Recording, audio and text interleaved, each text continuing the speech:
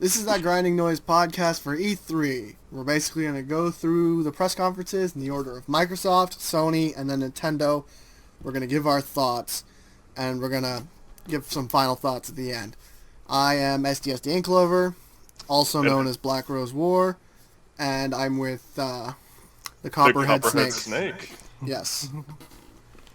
So, first off, I'm going to start by bringing up the fact that we started with Microsoft, obviously.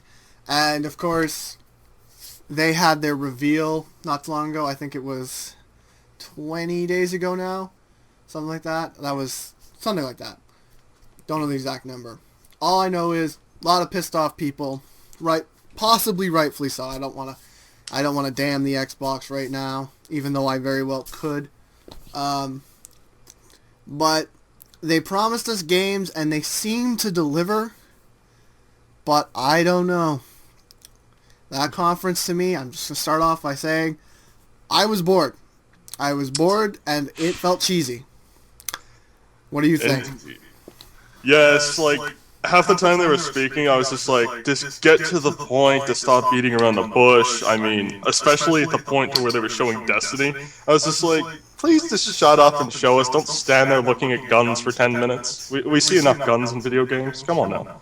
Yeah, that's actually a really good point. We see a lot of guns in video games. I mean, we already know that the whole video game industry is basically guns, gun, gun, gun, gun right now, but to actually spend a good 3 minutes at E3 just looking at these glossy little guns that are all flashy and fancy, it was overkill. However, Okay, go ahead. No, go ahead. If you play Borderlands for like 10 hours, you'll just realize I never want to see a gun again. I just want to kill things. Yeah, that's very true.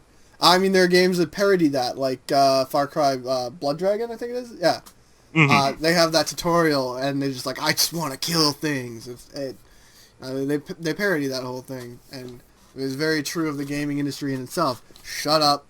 I just want to play the game. But moving on from that opening statement about the conference, I do have to say that there were some games there that did interest me. Varying levels of interest, but interest nonetheless. The games I can think of off the top of my head, I also do have my list, but Dead Rising, Killer Instinct, Titanfall, and Halo 5. Some of those are obvious. I mean, Halo 5, regardless of what you think of the Halo series, sells well, does well, and for a guy who pretty much hated Halo until Halo Reach, I loved Halo 4. So Halo 5, it was almost a pull for me. But it's not enough on its own, obviously. But that Halo 5 trailer, let's start with that. I mean, it was later on in the show, but let's talk about it since it's a big gun. What do you think? What did you think of it? I'm not that big into Halo, as you know. Yeah. I mean, it was just Master Chief in the desert, or possibly that was Reach, as some people have said to me. Some people really? Yeah, some people say that he was actually not in a desert, he was on Reach after it had been Glass, and he's looking for Cortana. I read that in a few different places. Yeah, and we have a friend who's mutually assuming that it's a searching for Cortana mission. Well, I mean the trailer didn't have any gameplay, obviously, but everyone who's ever trash talked Halo was pretty much right when they said you've played one Halo, you've played them all. They pretty much do play the same. Not necessarily a bad thing. I mean, it's good for a little bit of commonality between the games, but yeah, there wasn't any gameplay, and we all pretty much sat there saying, why does he need this cloak? Mm-hmm. And I mean, you brought up the damaged armor, and that could very well be it. But that would give him a chance to change a little bit of the gameplay too, if his armor is broken. True. That's true. That would be interesting as well. Just even in fact, that could even belie a greater depth into the into stealth gameplay, which would be interesting. Yes. Now, speaking of Halo 5, I think we should move into Titanfall after this, because I've heard someone, whom I do not agree with in any way, shape, or form, say that Titanfall was reskinned Halo 4. Which doesn't make any sense to me, but Hey, everyone's entitled to their opinion, but everyone seems to be going crazy for Titanfall, and not that it doesn't look good, but did you really go crazy for it? No, not really. I mean, it's just a game I would buy and play for a little while, and I'd probably be done with it. I mean, there's other games similar to it. Like, when it was revealed, I was just like, oh, is this Lost Planet 3? Oh, And yeah, then I was like, that's right. I remember Titanfall. that. Oh, okay, this looks cool. That was basically it. Yeah, and I mean, the game really does. It reminds me of Halo 4 in the sense that it looks like that game that would be fun to play, and it would probably be fun to play, but it's also just fun because it's that generic shooting experience. It also reminded me of Call of Duty, especially with the way the kills points were shown on the screen when you get a kill, and it specifies your kill. So that reminded me of Halo in that respect. But other than that, it looked pretty generic. I mean, it looks a little less generic than a lot of other shooters, but it looked pretty generic. And speaking of generic games, a lot of people are comparing this next game, Killer Instinct, to Street Fighter 4. I have never played Killer Instinct, so I can't really say on that. Oh, great. Well, I loved Killer Instinct back on the Super Nintendo, and I loved Killer Instinct Gold. I never played the arcade version, and there are people who would crucify me for that, but I didn't even know about the arcade version until a few years back. Because I wasn't an arcade goer. I dabbled in arcades here and there, but usually it was like at a movie theater or something like that. But no, but Killer Instinct to me, I mean, at first I was like super like, oh my god, Killer Instinct, they've almost got me. If this is good, I could see myself buying the Xbox One. And then, of course, we found out later that it's this pay-to-play game, and you start off with the one character, Jago, and I'm going to say right now, Jago was my least favorite character of the entire series. My favorite characters being Saberwolf, Riptor, Fulgor, and Glacius. And those are the 4 characters I generally stick with. Combo's an honorable mention, but that's just because Combo's Combo. For anyone who played Killer Instinct. But, the game, I was really excited about it at first, then that stuff came out, and on top of that, people comparing it to Street Fighter 4, and I noticed it, and I'm like, yeah, that does look kind of like Street Fighter 4. Not that that's necessarily a bad thing, but I was thinking, you know, I remember Perfect Dark Zero as a launch title for the 360. Not a lot of people were happy with that, and so I sit here thinking, you know, what are the chances Killer Instinct's going to be any good? But it was still something that did interest me, and if it turned out to be good and I could get around the DRM issues with the Xbox One, it would be a must pick up for me. Even if I had to pay for the characters I wanted, I could see myself doing that. Which moves on to the last game that really interests me, which was Dead Rising. Now, you and I, we played a lot of Dead Rising, and we love Dead Rising. We co-op through Dead Rising 2, what was it, like 4 or 5 times?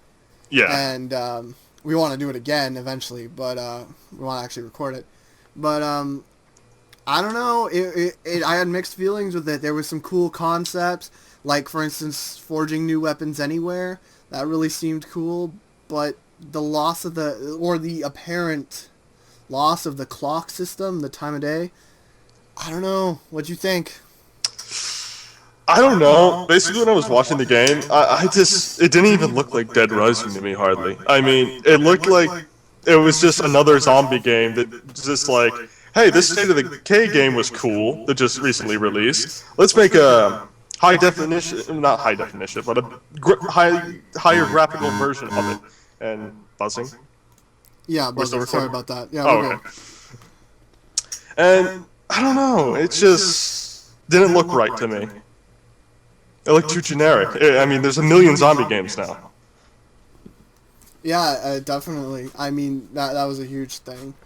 Just like the shooting games, like we are oversaturated with zombie games, and people are gonna hate me for saying this, but I'm not a big Valve guy, and one of the first zombie games I really started to notice, unfortunately, the oversaturation of the zombie market was Left 4 Dead.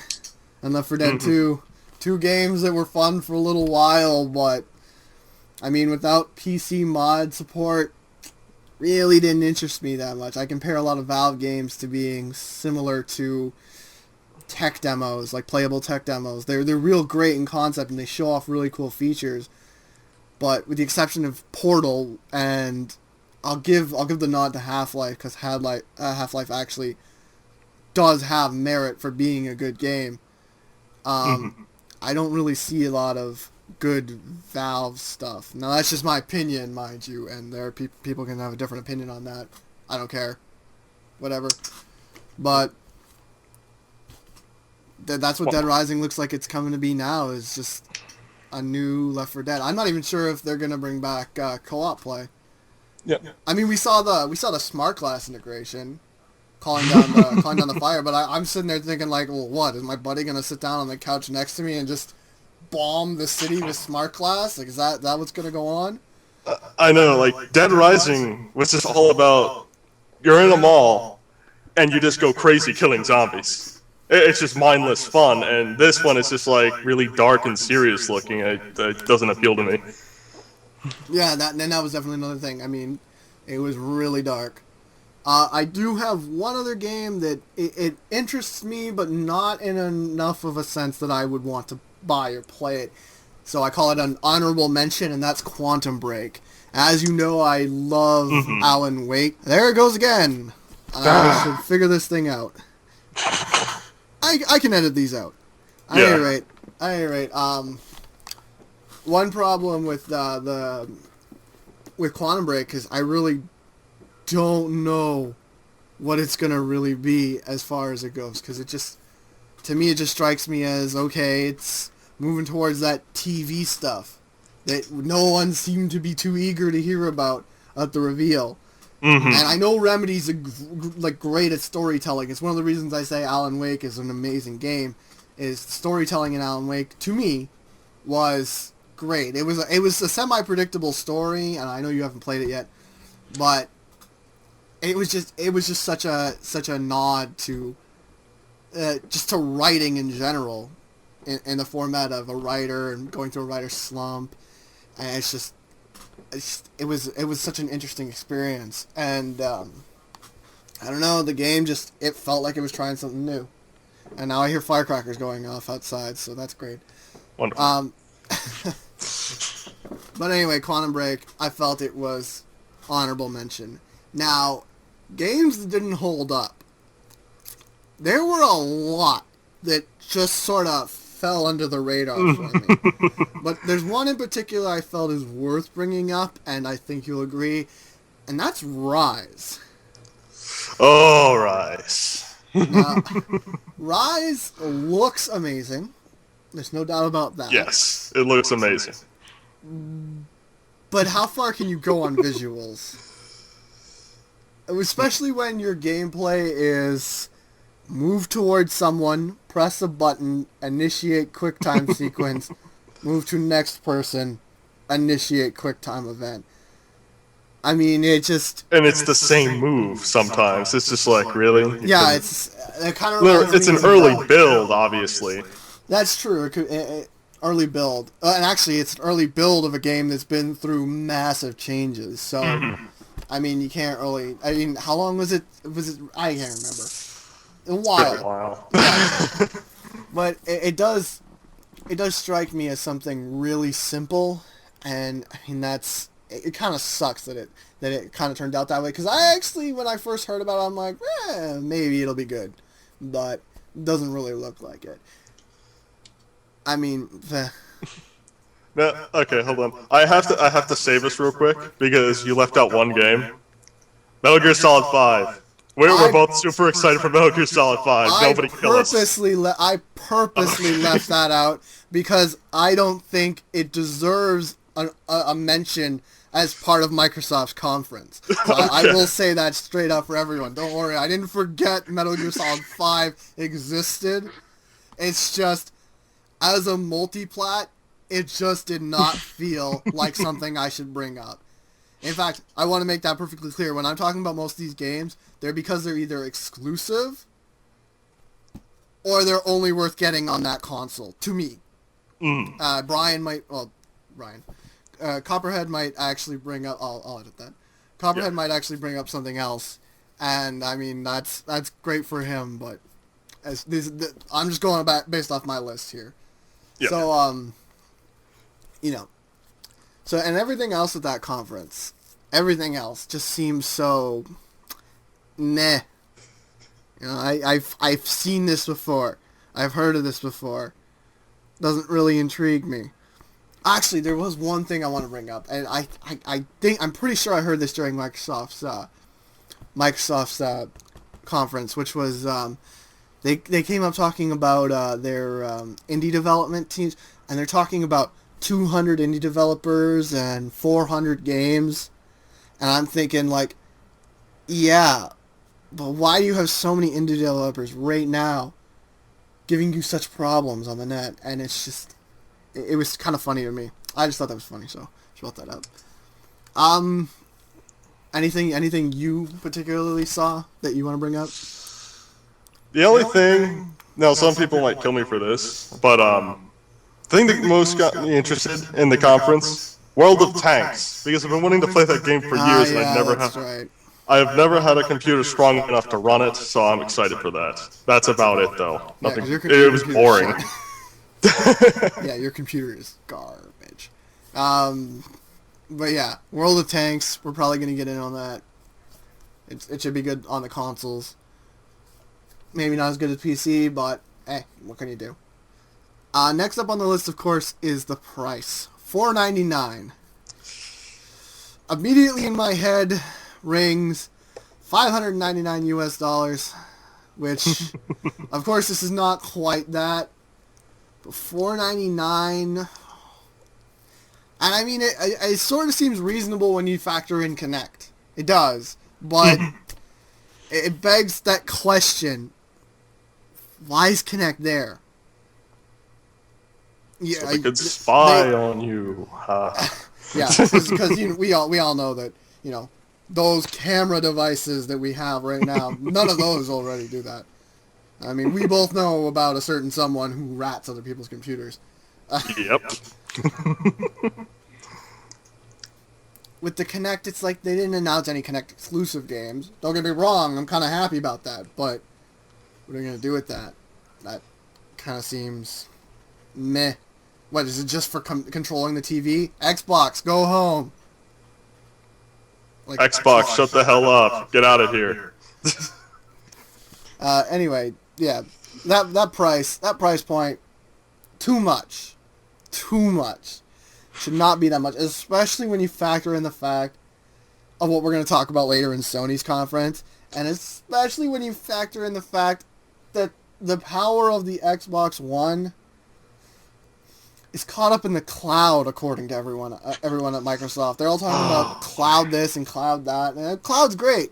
It's not necessarily feasible right now. Maybe in a few years when more people have easier access to the internet and the world's developed a little bit more, yeah.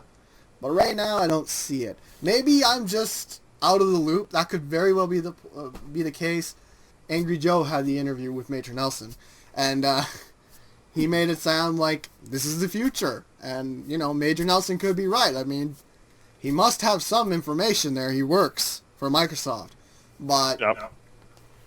I don't know. Based on everything I've seen, cloud gaming may be the future, but it's not the present. And that's the big difference, the present and the future. Also, with everything caught up in the cloud, $4.99, if you're buying the cloud and not the hardware, I don't really see how you can be justified to spend $500 for a system that relies so much on the cloud. The next point I actually want to talk about is the PR choices as of late. They've been really poor. Like the Don Matrick interview with Jeff Keighley, that in particular, the whole stick with 360 comment. Now, that could be taken way out of context. We don't know. We really don't know. Given Microsoft's history and the way they've presented themselves, I think there's a pretty good chance that it wasn't taken out of context. But I could be wrong. What do you think of these PR choices so far? I don't know. It's just like they're standing on a ledge and they're saying, "Hey, buy this or we'll jump," and then everybody else is saying, "Hey, do a backflip." Nice reference. I mean, tying into their PR choices, obviously the PR is to cover up the restrictions, and there are a lot of restrictions. I mean, once again, to quote Major Nelson, they're talking about the benefits of cloud gaming, but we're worried about the potential restrictions involved to get to that point. And with physical media, it doesn't seem very feasible. And it's not even just restrictions on the gamer either. We're hearing about the restrictions for the developers. I mean, the fact that you can't self-publish on the console. I mean, that's gonna stupid right now. Yeah, I mean, we both know that's gonna slow things down. There's some indie games. I'm not really big into indie games, but I've bought a few, and on top of that, you know that indie game developers are where it starts. It starts from that and it builds up. I mean, you've probably got an indie game you really like right now. Name one. I'm sure you have one. Name one? Yeah. I could definitely KSP, Kerbal Space Program, Octodad, and a whole bunch of others. I could keep going down the list. Okay, well, at any rate, the conference was good. It was greatly overshadowed by the poor PR and design choices, killing any potential excitement I might have had. So, closing thoughts? Closing thoughts on Microsoft? You need to learn how to space your games out properly. I mean, I was bored for like 90% of the conference, and please, Microsoft, please, try to lean towards more of the consumer rather than the bigger companies. Just, come on now. You're alienating half of us. So you're expecting Microsoft to be listening to this, are you? Directing it straight towards them? Yes, exactly. Well, let's move to listen. Okay, well, next up, let's move to Sony then. Okay, so obviously, straight off the bat, you heard my initial reactions to Sony's conference. Very much, shut up. And the reason I say that, way too much flash with their montages. That was like a straight 5-minute montage of games, and it got to the point where I was sitting there saying, I don't care about montages, Sony. I care about games, and they do this all the time. And I know they're trying to build hype, but seriously, you need to stop. You need to get someone on stage and start talking. Every second you waste on that montage is a potential game announcement. If you don't got anything to fill that time, don't make me sit there longer. Yep. Like, I mean, and that's my opening attack on Sony. What are your thoughts on that?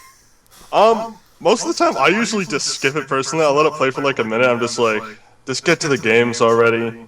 And then you skip by it, and they're just talking constantly about nothing. Or they'll attack Microsoft directly. Yeah, that's true. There was a lot of attacking on Microsoft. And I mean, I get it. It was a good business decision because obviously it worked. The whole internet's up about Sony right now, but what did they really do?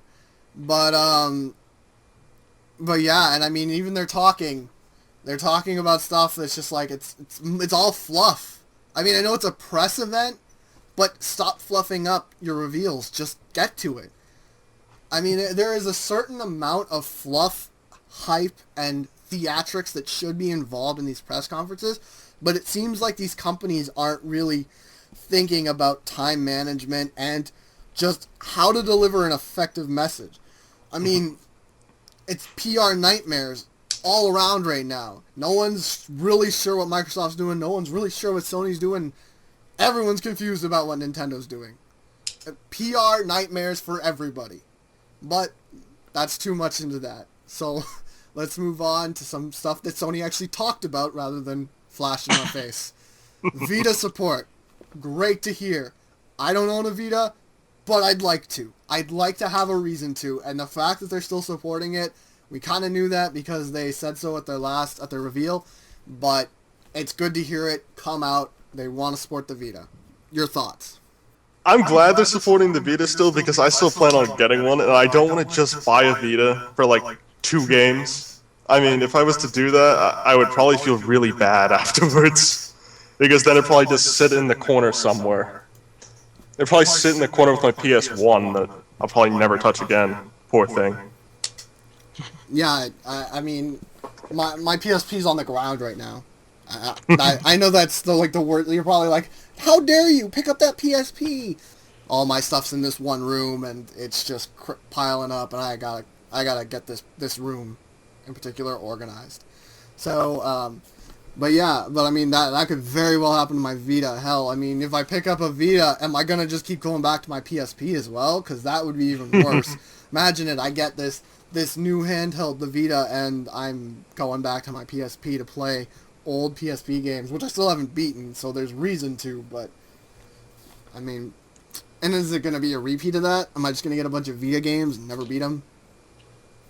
But, that's an entirely different topic altogether. Vita support was good to hear regardless. Yes. Now, I want to talk real quickly about this game, because when it comes to indie games and little games like this, little possible gems, this one looked particularly interesting to me, and it's Rain. Did you remember that one? Is it the horror one? I can't remember. I don't know if I'd call it horror, but there was definitely some creatures, and you're basically a ghost, this little boy, and your silhouette becomes visible in the rain. Oh, yes, I know what you're talking about. Yes, that one in particular looked really interesting to me, and I think the biggest reason it did is because it kind of seemed like a stealth game, and it seemed very story-driven. Kind of reminded me of, like a Silent Story. Kind of like, what's that game? With the little kid, and he wanders around, it's all shadowy and dark. What's it called? Oh, where he's in his house at night. That one you're talking about? No, I'm talking about the one that was on, I think mainly PC and Xbox Live. It's not... the name Purgatory keeps coming to mind, but it's not Purgatory. It has the spider. What's it called? The spider, and they use the trap, and the spider puts its hand in the trap, and that's how you get past that spider, but otherwise it just stabs you through the head. What's it called? Oh, it's gonna bug me. I can't think of the game. Lovely. Anyway, I just thought Rain looked really interesting, and it reminded me of that game. Someone, if you're in the comments section, tell me what that other game was. I'd really love it. If I come up with it later, I'm just gonna be like, it's that game! But for now, we're moving on. Rain looked cool. Whatever. Last of Us showing. Highly unnecessary. I think everyone said this. It's like, why are you showing this? It launched in a few days after the event. What possible reason could you have to show The Last of Us? Who's honestly sitting there going, oh, The Last of Us, I never heard of that. I know, it's everywhere. and yeah, especially now. I mean, you and I are subscribed to people. The Last of Us is plastered everywhere. Last of Us unboxing, Last of Us playthrough, Last of Us this, Last of Us review, Last of Us is everywhere. We don't need to see it at E3. I mean, it's great that you're showing us some PS3 support issues, whatever. It's still valid. It's still a valuable console. That's great. Don't need to see The Last of Us. I am sorry. No.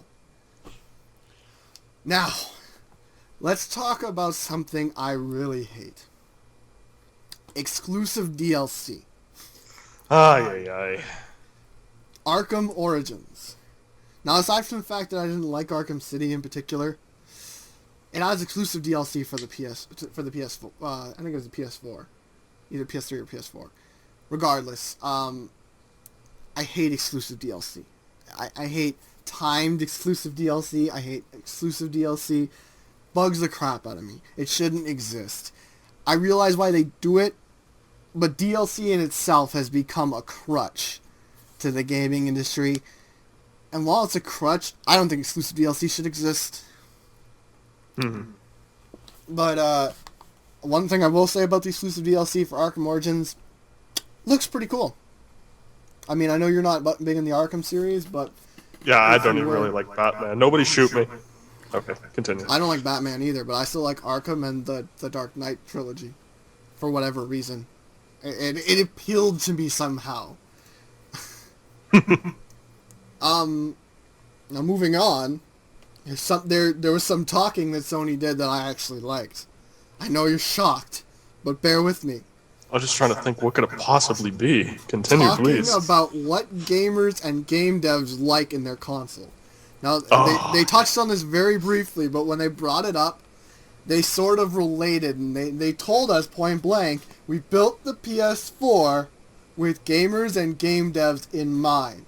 We wanted it to be a place where game devs can come and deliver their experience exactly how they'd like to those people who will actually play their experience themselves. And to me, that was just like, good job, Sony. Good job. And I don't know, I thought that was great. What do you think? They did what they were supposed to do. Of course. That's all I can really say. That should be there. Oh, yeah. Well, yeah, but like I said, this industry is plagued with problems right now. And that is one of them. So I'm glad to see Sony's not going down the dark side, so to speak. What the hell was that? Anyway. That was my mic glitching. Alright. Now also, on that same sort of topic,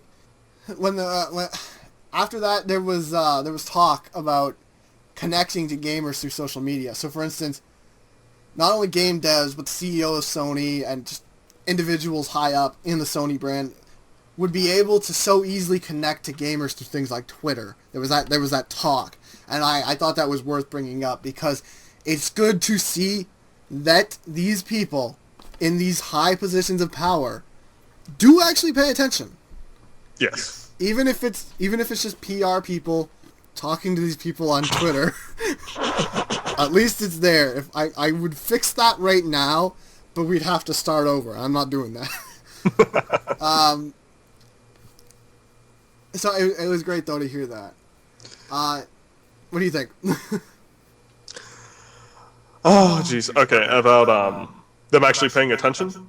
Yeah, that's good to hear, isn't it? Yeah, I was honestly shocked because I mean, how many people actually pay attention these days in the bigger companies, bigger gaming companies? Well, with Twitter, actually more than you'd think nowadays. I mean, there are people like. I mean, yeah, there's the occasional block you, not answering that question, just going to ignore that post. But the fact that they even see them, they actually check it at all, that's good to know. Mm-hmm. Even if they don't like what they're seeing, they're being exposed to it. I mean, for all the things that Microsoft's doing that I don't like right now, hey, at least they're doing us a favor by exposing us to the possible eventuality of the console market and where it might be going, because it's good, because now that people know about it, they can do what they need to prevent it until we are actually ready. But that's just one thing. Next up, 12 brand new IPs. They did not specify exclusivity, but they said they had 12 brand new IPs. Don't remember when exactly or how it pertains to anything, but I thought it was good to hear. New IPs are always great, and Sony's great for giving us new IPs. Though I'm not always convinced that they're good. They do deliver. One thing that I think Sony really has going for them for the PS4 at the moment is they're getting a lot of the free MMOs and DayZ on their console coming really soon after launch. That is a very good idea. Not even just free MMOs, just PC games in general. Yes. Like Diablo 3, which to me is meh, but it's there. For anyone who likes Diablo, I mean, or Diablo 3 specifically, I should say, because there are people who like Diablo who don't like Diablo 3. But it's there. Mm-hmm. It's that'll keep the console from being like a brick sitting in the corner until the game comes out. Yeah. And actually, speaking of these brand new IPs, there's a few that are going to be coming up right now in my notes. One of which is The Order 1886. Any thoughts on that before I go into it? I don't really have much to say on it because it was just a trailer. I mean, it has an interesting idea. I'll give it that. It's just, there's nothing really for me to say. But go ahead. Yeah, basically the same idea. It looks like it has some interesting concepts. Don't know what's going on. Can't speak to them. But I'm just like, hey, I don't know what's going on, so it must be something interesting. Flashy lights. Flashy Ooh. lights, futuristic weapons in a not so futuristic setting. What's up with that? But at the same time, in that same breath, it seems semi-generic. It still seems like a shooter. It seems somewhat like a shooter. Don't know what to say on that matter. And speaking of new IPs other than The Order, Drive Club comes to mind, and Almost Second Son, along with Knack as well. Now, the reason I say Almost Second Son is because I do not like the Infamous series. Yeah, I know. Second Son actually looked cool to me. Maybe it was the new powers. I don't know. I've never played... I played 1 and I loved it. I didn't play 2 because someone told me it wasn't as good as the first one, so I can't really tell if they were already in there or not. Well, and even then, I've only played 1, so I can't talk either. I mean, for all I know, 2 was good, even though I didn't like 1. But I figured chances are I didn't like 1, I probably wasn't gonna like 2, and it's not like renting games is easy anymore. Yeah. Especially with no Blockbuster, no Redbox around here, at least as far as I know. Not in irrelevant Canada. On top of that, I can't exactly... Well, I don't know if I can subscribe to GameFly or not. I think we have our own, but... Anyway. Second Son looked actually pretty cool to me. It looked much better than the previous Infamous games. Killzone Shadowfall looks pretty, but it's generic as hell. I mean, Killzone is Killzone. Killzone is Killzone. Nothing to say. Yeah, there really is nothing to say. Drive Club... It's a racing simulator. Looks pretty good, and it's free. Apparently, it's free. There's a free version is available for PS Plus members. That's good. We'll get into PS Plus a little later. And then, of course, Knack. What game? Knack. Knack. That's the one with the little guy who brings pieces together. It kind of looks like Wonderful 101 meets something else. If that makes any sense. But anyway, it seems okay. It doesn't look interesting to me because it kind of looks like an action game on a Sony console to me, where it's like, yeah, it'll be okay for a little while, but a lot of Sony games don't hold up after their first play for me. And I'm wondering, do I really want to get a game like Knack on a Sony console? I mean, the games that really held up for me on the Sony platform were White Knight Chronicles. As generic as it was, at least there were features in there that I liked. There was, of course, Demon Souls. I love Demon Souls. Mm-hmm. I'm a big guy for Disgaea, so I'm still waiting for that Disgaea 5 announcement for PS4. Mm-hmm. And so I haven't gotten that. But Knack, I don't know. Did you have anything to say about Knack, or did you not see it at all? I don't think I actually noticed it, or maybe I was just like, oh, another action game, and then didn't pay attention to it. I'll have to go back and look at it. I know you didn't watch the original console reveal either, so... No, I didn't. So you wouldn't really know much about the old man head that they showed. No. Okay, well, you saw that game, The Dark Sorcerer, that they teased? Yes, yeah. Okay, well, that old man, his head was teased at the PS4 reveal, and most of us thought it was using either all the processing power of the PS4, or just wasn't relevant outside of being a nice-looking old man head. But apparently, it's part of a game. Yep. I didn't look into the follow-up. Apparently, there's a follow-up for it, but if it is a game, like an actual game, it looks like it has a sense of humor. I guess I don't know. I don't know. It seemed kind of funny. I mean, it wasn't like a laugh out loud funny, but it was like a little chuckle here or there, a little bit of a nod to humor.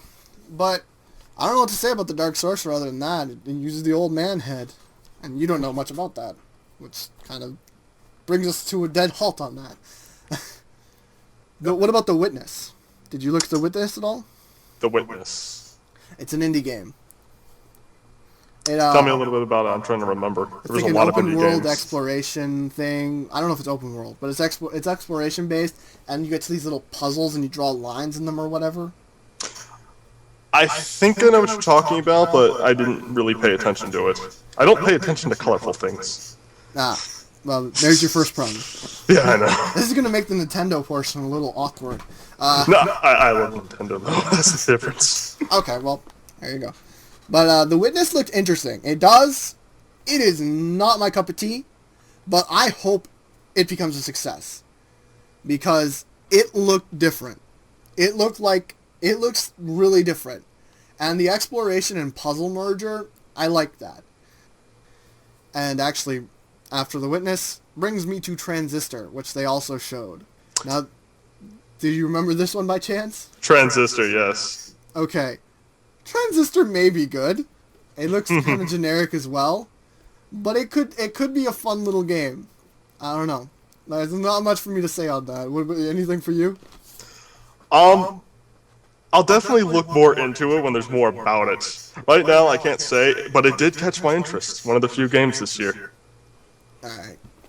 Moving on, they were talking about the self-publishing. So, obviously, unlike Microsoft, they're going to fully allow the self-publishing.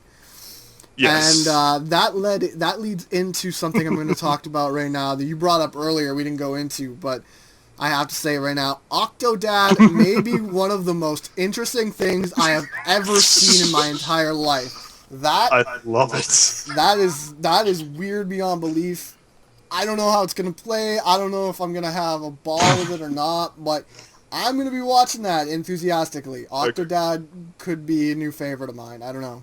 Okay, if there's anybody that's watching this, there is a free demo for it on their website. Go check it out. You can download really? it. Yes. That's good to know. Yeah. I'm gonna have to do that after then. Yeah. Also, during that, they talked about the giant enemy crabs, right? You brought that up. I like that because it showed clear understandings of their past failures, and I like the fact that Sony can acknowledge its own failures, and actually, I'm glad they did because it definitely means that they're paying attention. And that they can make light of their past failures. And I don't know if it's really a good idea to make light of your past failures, but hey, at least you're acknowledging it.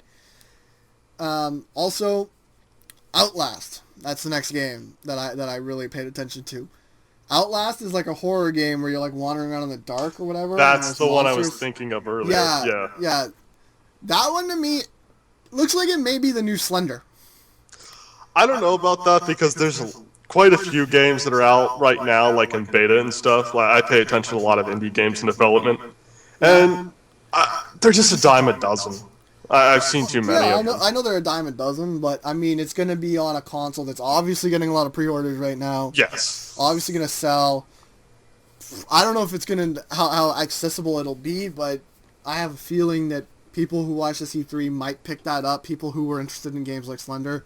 Mm-hmm. It could very well turn into a new Slender. Now you don't really like Slender. I don't care for it. I mean, I love the Team 4-Star stuff with Slender. That's about it. Yeah. But if it's a new Slender, whatever. Sounds cool. Yeah. Good for them. Next up is Diablo 3, which we touched on, of course, and it's meh. It's meh. It's Diablo 3. Meh. Now I'm going to move on to the bombshell announcements, the ones that everyone went crazy, well, maybe not everyone, but most people seem to go crazy for. The colossal victory and failure of Sony on this part, which was the Square announcement. Square comes out, announces both Final Fantasy 15 and Kingdom Hearts 3. Kingdom Hearts 3, of course, people have been waiting for that for, what is it, almost 7 years. Yeah. Like, and maybe more. Like, damn. People wanted that game. Now, they both look amazing. I was disappointed by the lack of exclusivity and the lack of Wii U presence of specifically Kingdom Hearts for that part. Mainly because of the ties between KH and the handhelds for Nintendo. That's another point. And I don't see why it's going multi-plat to Microsoft. So, I mean, either I would have liked to have been totally a Sony exclusive, or if it's going multiplat with Nintendo and Sony. I mean, it's a perfect merger for them. So it kind of disappointed me on both of those fronts. What are your thoughts? For Kingdom Hearts, I'm not like a huge Kingdom Hearts fan, but it should be on the Wii U because there's just so many Kingdom Hearts games already on Nintendo consoles. Why cut out that part of the market? Yeah, it doesn't really make sense to me at all. Yeah, it doesn't make sense to me. I mean, it makes sense. I guess from like the business point of view, people are going to be like, well, why put it on a potentially failing console? Which I would argue, but that's not the point. That would be the business perspective. And and as far as Final Fantasy 15, I get why they're putting that on Xbox. Final Fantasy has been a big part of Xbox after 360 because they've seen 13-2. Okay, it hasn't been a big part of Xbox, but I mean, they've got some exposure to it, and it's not like you need to have played the previous games from Final Fantasy to enjoy the next one. And 15 does look amazing, and I say this every time, but it better look amazing. It's been in development for around 5 years. Like, yes. Really. What were your thoughts when you were watching the Final Fantasy 15 trailer? Okay, I had two thoughts. Oh my god, there's hope for Final Fantasy again. But then, after the trailer, I was just like, wait a minute. This is supposed to be Versus 13 made by a different group. And it just now changed to 15. I was like, there's no hope for Final Fantasy, is there? Yeah, what happens when the Kingdom Hearts team goes back to Kingdom Hearts? It's like, okay, well, you can have Final Fantasy back, don't screw up your reputation again. It's like, woo, we made Final Fantasy 15! Okay, great, make another one. Oh, we can't. Our hands are broken after 5 years of development. But you didn't develop Final Fantasy 15. Moral support. It's like, hey, what are they going to do? So it looked good. And I'm definitely going to want to pick that up. Though I'm not sure when it's coming out specifically. I assume 2014. Yeah, I would say probably we'll see it around December 2014, I would say. Yeah, you think it's still going to take that long? Yeah, I think that'd be a good time to release it. It would definitely be a good time. Well, holiday season's always a good time to release it. Mm-hmm. No matter what holiday you celebrate in that time span, if any, it's a good time for corporations to release games so that they can goad you into buying stuff. But, that's another topic as well. Kingdom Hearts teased gameplay. But it's very unlikely that any of that was gameplay. Mainly because Tetsu Nomura said that he barely had any time to prep for that. He didn't even know until last minute that he was apparently starting production on this. So the team basically threw together a trailer, and that's what we saw. And people are already expecting this game by next year, and realistically, we're probably going to see it 2016. So, your thoughts on that? My first thoughts on the trailer. When Sora first appeared on screen, I was like, oh god, it's so bright, my eyes hurt, because it just looks so saturated. Yeah, and obviously you heard my complaints immediately. Mm-hmm. I don't like the look of that. I don't like the look, and maybe I'm just stuck in the past, because there was no time for me to adjust. It was a jump from PS2 era graphics to pretty much PS4, and it's like, what's that? What is that? I was also shocked because I was expecting, personally, that it would be like, I can't think of the name of the game right now, but the one for the PSP, with the good high graphical cutscene in the beginning. Oh yeah, like Birth by Sleep. Birth by Sleep. Yeah, I was expecting the graphics to be like that, and I was just shocked when I saw it. I was like, oh, colorful. Colorful, oversaturated, okay. And remember, this is probably not the game. This is just something they threw together. And they probably threw it together like that just to say, hey, look, it's in Super HD, yada, yada, yada. But here we are, we're not dead, we're alive, here's the game. It's finally coming, stop being mad at us and throwing your handhelds. Next, they brought up pretty much Ubisoft games. I'm not going to talk about any Ubisoft games. I mean, I'll talk about them later in Nintendo because Nintendo has a third-party issues right now. But for Sony and Microsoft, no surprise whatsoever. Watch Dogs is going to be cool, whatever. Assassin's Creed 4, Black Flag. If you're not bored of the Assassin's Creed series, or you just got back into it through 3 like I did, whatever, have at it. Your thoughts? Assassin's Creed? I'm not that big of a fan of Assassin's Creed personally. Like, I played up to Brotherhood, and I was like, it's just basically the same thing, and I just stopped after that. Yeah. Yeah, I don't blame you. Well, but what about like things like Watch Dogs or Splinter Cell? Okay, Watch Dogs overall, I think, looks really good, and I will probably buy it. As for the things they were showing about Smart Glass for Watch Dogs, it just seemed gimmicky as hell. Yeah, but And I don't that's think Smart anybody's Glass. going to use it. But what about pertaining to PS4? Like, what are we expecting there? You expecting anything special for PS4? Probably not. A lot of people seem to think that Wii U is going to have some awesome touchscreen integration because it's basically how the character controls stuff. And I mean, the PS4 does have that touchpad on the controller. As hideous as that thing kind of looks as a functional device, I'm just trying to think, could they actually implement that, though? Because, I mean, it's not a screen, it's just a touchpad. Yeah, well, you can do a lot with the touchpad. I mean, how they could probably have us on... Okay, no, fuck it. It doesn't work. It wouldn't work. Yeah, I was trying to think, how would that work? Okay. There are a couple other Ubisoft games that are worth mentioning in the span of Ubisoft, but I'm not going to bring them up because it is third party. And as great as third party is, Sony really has almost no control over this, so I'm going to move on. I will move on to something else that's third party, but it is something that may be great. And you kind of touched on this earlier. Elder Scrolls Online. Yes. We both had huge doubts about that. My doubts have kind of changed, wavered a little bit. They've kind of gone away. I don't know how you're feeling, but I don't know. What do you think? For Elder Scrolls Online, I think it's a great idea, and if I ever get a PS4, I will immediately buy it. And I'm sure a lot of people will buy it no matter what. Well, hey, I if you get it, I'll probably get it, because our group on Elder Scrolls, get all the other guys to get it too. Mm-hmm. Okay, go ahead. No, go ahead. I was just going to say, now the question is, are people going to buy it to play Elder Scrolls, or are they just going to realize, maybe I should just get a PC for a similar price and still be able to play it?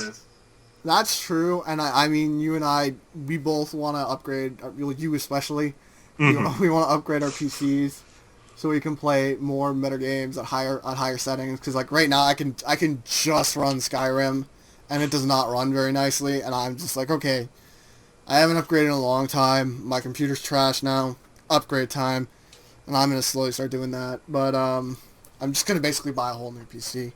So, I mean, I'll probably end up, when it's done, if I get Elder Scrolls Online, it probably would be on the PC, but I mean, if I can get it on a PS4 earlier, like I bought Skyrim on my 360, and then I got it on my PC afterwards, so I have no problem, getting it on a console first, because I didn't even think my PC was going to run Skyrim, but it did, so, whoopee. But, yeah, Elder Scrolls Online looks pretty good. And moving on next to Mad Max. I love the Mad Max movies. That's all I can really say. I mean, that trailer's just like... Oh, you haven't seen them? Nope. I really enjoyed the movies. You probably should go watch them.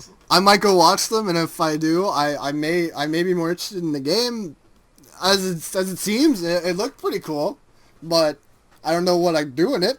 I don't know what the game's going to be like, so I can't really say much. I'm going to skip that note because all it says is I don't like a certain someone, and you know who that someone is. Don't bring it up. But I don't like that certain person who was talking at that certain time. PS4 announces to do what Xbox is not. Praise is given, not really warranted. We touched on that. Yeah. You're doing what you're supposed to do. Yeah, I've heard a few people say this already. Why is Sony being praised for saying we're not doing what Xbox is doing? Great, now show me more games. Like really. So there's really no point to bring to dwell on this too much. But any thoughts? No, not really. I mean, there's nothing to say. They're just doing what they're supposed to. Unanimous agreement. Great. And then they go and they say that Sony is going to, the PlayStation 4 is going to use PlayStation Plus as a mandatory service for online play. Now, it is worth noting that unlike Xbox Live, you'll be able to do pretty much everything else the same way, and it will come with the Xbox or the PS Plus benefits. What do you think? I don't know if this is true. I don't know if this has changed in the past like 2 days, but you do not need PS Plus to use like Netflix, correct? Still? Yeah, no, you don't. Okay, so it is better in that fact, and so basically the only thing for PS Plus is playing your games online and special deals. Yeah. So, which I don't know. That doesn't really bug me, personally. I mean, if I was to get a PS4, I would get it. There's nothing really to say. Here's the one thing. I mean, yeah, it's sort of more worthwhile than Xbox Live because, in a sense, with Xbox, or I should say, no, I should reword that. With Xbox Live, you kind of needed it to do everything, so you were really getting your money's worth out of it in a sense. But with PS Plus, you're just getting these nice little bonuses. Like, don't get me wrong, they're nice, but you're still paying for all the free content you get, including online play now. So is the value really still there? Like, is it really warranted to say, still charge me $60 for this? I almost feel like it should be maybe $40 for PlayStation Plus for the year. Maybe they can take away a few of the free games, or maybe, I don't know. I'm just not sure that the $60 price tag for a year is still warranted on Sony console. Not that I thought $60 for Xbox Live was really worth it, but there were features we used on Xbox Live that, were specific to PlayStation Plus. And, alright, so on to the next point. The price. This is where people lost their minds. Because Sony said, we are happy to announce that the price for the PS4 will be $399. Dun dun dun! And of course, that was a huge blow to Microsoft after they just unveiled that the Xbox would cost $499. It's $100 less than the Xbox, and only $50 more than the Wii U Deluxe. That was a big deal. And at this point, I'm still wondering who sold their soul to the devil to get their price that low. I mean, that's pretty good. That's a pretty good price. People are saying it's because they don't have the Kinect. But at the same time, I'm thinking their hardware is better than what's in the Xbox One, as far as we know.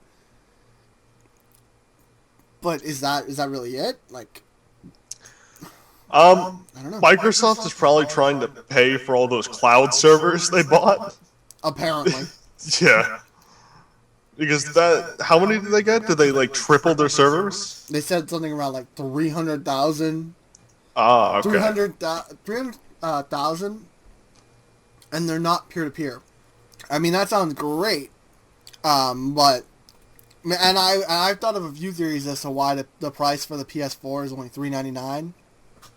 One of which is they're padding out the price, the loss of the price, with PlayStation Plus. Yes. And that would make sense to me.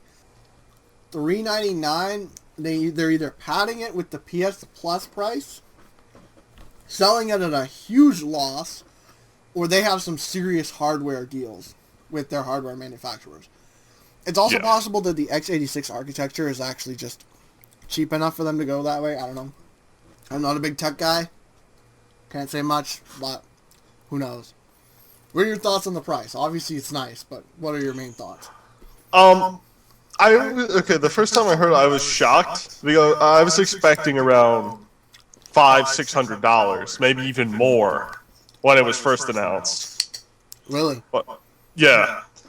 And I was just like, there's no point in getting a console anymore if it's going to be that expensive. But being it's that low, I was just sitting there like, maybe it'd still be worth getting.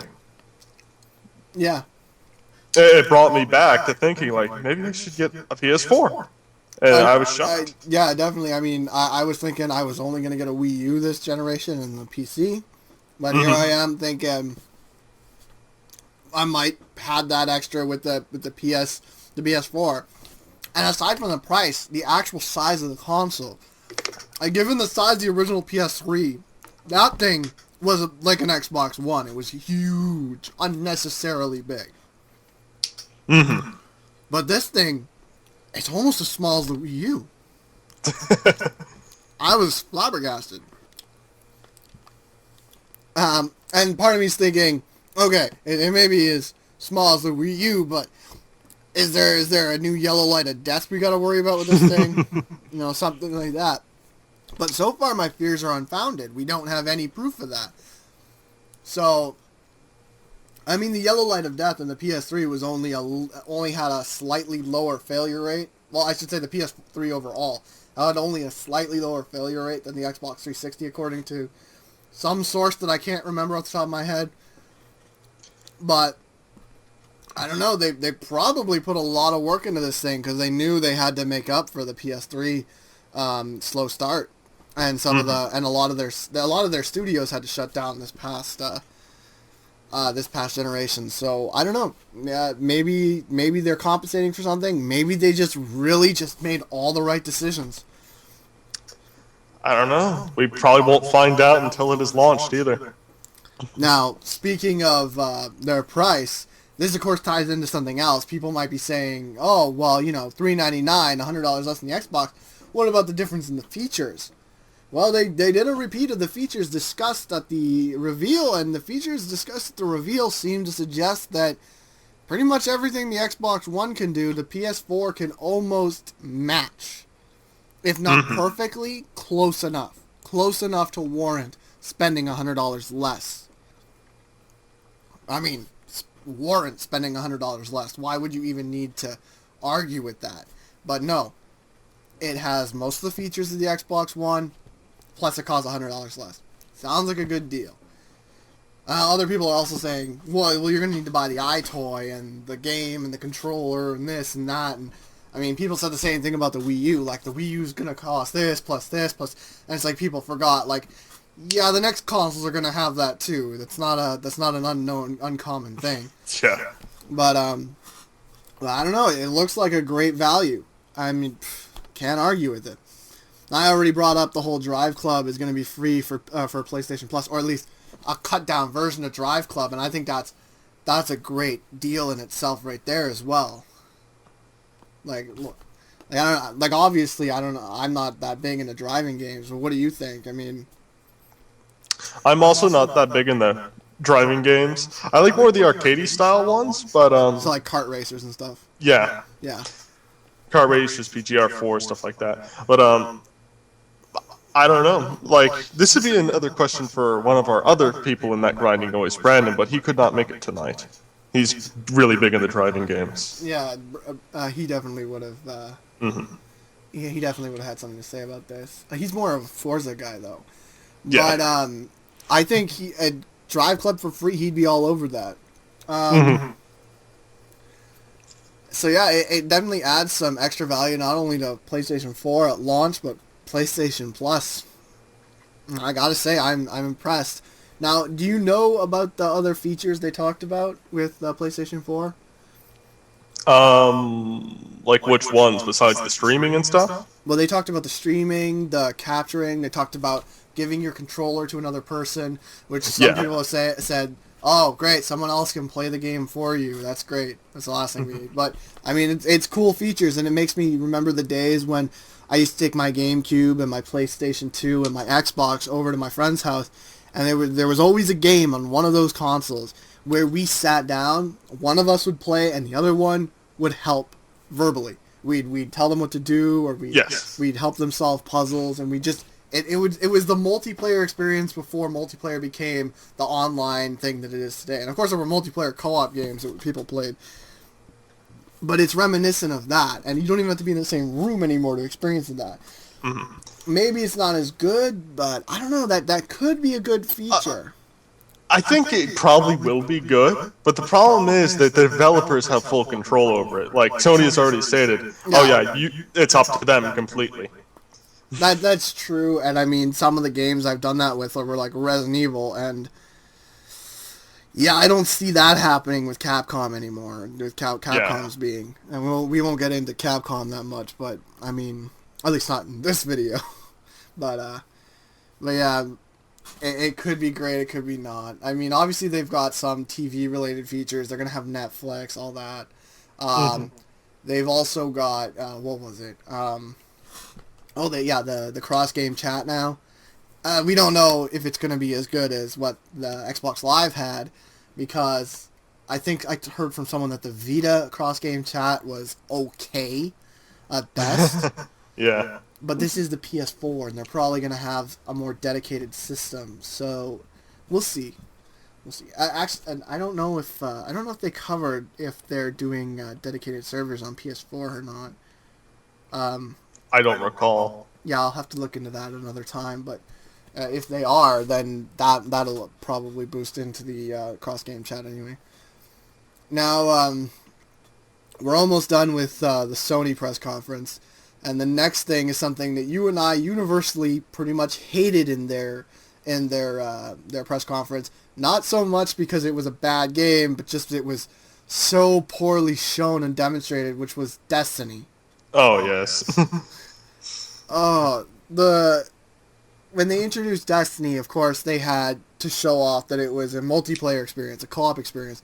So they had two people communicating during the whole thing, and I'm not gonna say these people are idiots. They're or anything like that. They're obviously they're acting for the sake of exaggerated theatrics on this, but it was just so fake. It did not sell to me Destiny. What did sell to me Destiny is probably the worst thing of all. Since I'm gonna miss Halo 5 because I'm not getting an Xbox One currently.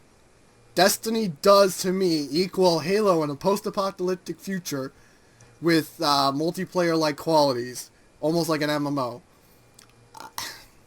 I was never a fan of the Bungie narrative, but the gameplay, I do have to say that I do enjoy that to a degree, and Destiny does look a lot like Halo to me, so It should be fun, but the way they handled it. Well, what did you think? First thing, Destiny is multiplat, is it not? I don't know anymore.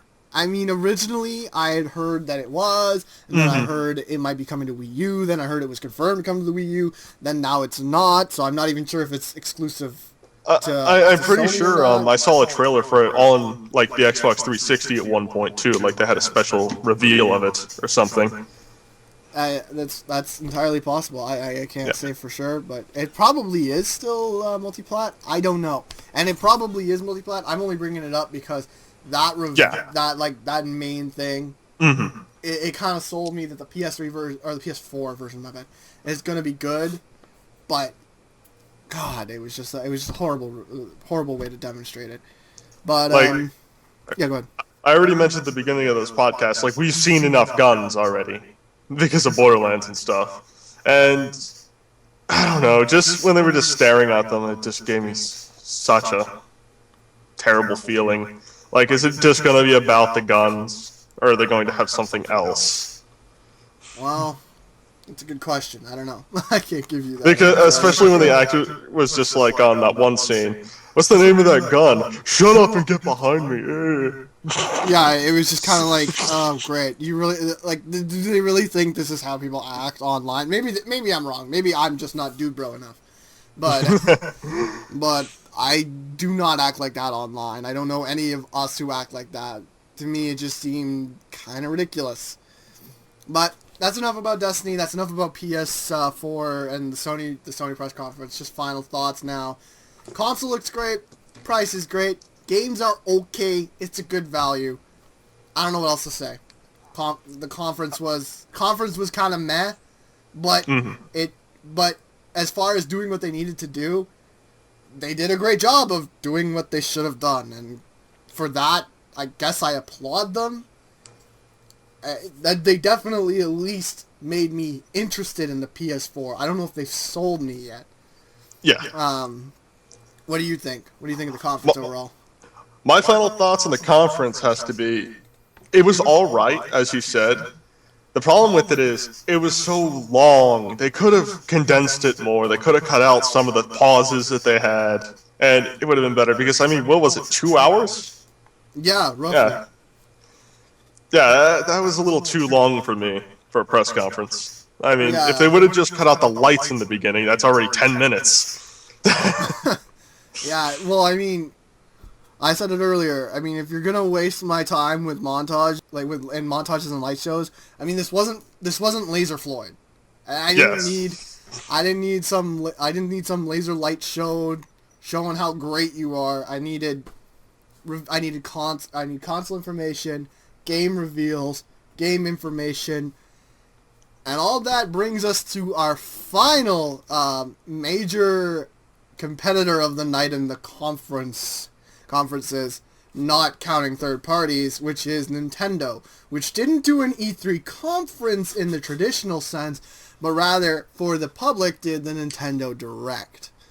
Now, before we even get into this, the one thing I gotta say off the bat is Nintendo Direct, it was way less enthusiastic than the other platforms. And I think the biggest problem with that is just that we didn't get the applause. I mean, I don't think we would have gotten a lot of applause for this. Not saying it was bad, but it definitely was kind of underwhelming. Though I will say in advance that I definitely liked the Nintendo Direct the best. It was a lot of mixed reactions for me. Bittersweet, if you will. Mm-hmm. What do you think of the thing, of just the energy level? It was probably about average, I would say. We'll get into it later, but if they would have rearranged the order that they showed the games, I think it would have been a lot better. Because it just seemed like they showed a whole bunch of weak games first that only some people care about, and then towards the end, they showed the bigger games. Yeah, I have to agree. I mean, I brought this is actually my next point right away, is they started with Pokemon. Yeah. It looks great, don't get me wrong, but given the current Wii U drought for games, it seemed like a really poor place to start. I mean, the only thing that would have made it a good place to start is if they followed up with, oh, by the way, the reason we're bringing this up with such emphasis is we'd like to use this time to announce the DS player for the Wii U. Yes, that would have been brilliant. Because God knows, I still love the Super Game Boy on the Super Nintendo. I can't use it anymore because I don't have it anymore. But when I did have my Super Nintendo, so yeah, it would have been cool with the DS player because we wanted that. Mm-hmm. But it's just, what are we gonna do? Like, they didn't announce it, so it's not really a big selling point for me on a Wii U anyway. I already got my 3DS, and I was probably gonna pick up Pokemon, but it really doesn't give me any Wii U hype going. Now, they did announce some cool stuff for Pokemon. One thing being the Fairy type. Now, yeah, the Fairy type, you sit there thinking, whoop-de-doo. But as it pertains to the game, it does help with one major issue, which was the Dragon type for Pokemon was kind of considered pretty OP. They only had two major weaknesses, being Ice and other dragons. So the Fairy type being a strength against dragons does make it pretty good, but it's Pokemon, once again, who cares? And they announced Pokemon Me, which is, of course, a really bad pun that plays off the idea of Mon Ami being my friend. So Pokemon, my friend. It looks like Nintendo's Pokemon, I guess. That's a good way to put it. Whatever. I mean, I'm sure that there will be some people who love it, and there will be some people who just go, whatever, I don't care. But the game comes out October 12th. It's a good place to start. What are your thoughts on Pokemon? I've gotten a lot of Pokemons. I never really gotten too far into them. Like, usually I play them for about a total of 15 hours, and then I stop, and then I just left it for a while. But after seeing this one, and being some older now, I think I could get into this one, and I'm probably going to buy it. It looks interesting to me, especially with now 3D Pokemon models. Yeah, I think that's it's fun. Like I've been saying, they need to do that for a while, and I guess Game Freak never wanted to make that jump, but and Nintendo overall, but because I mean, why fix it when it's not broken?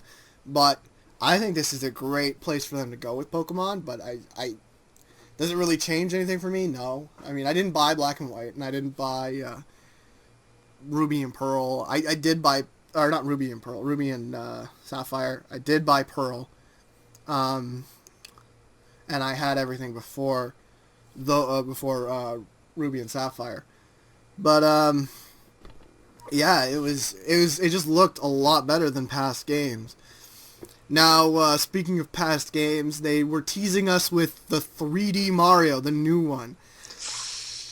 Yes. And universally, everyone cried and cheered at the same time when they saw what they revealed.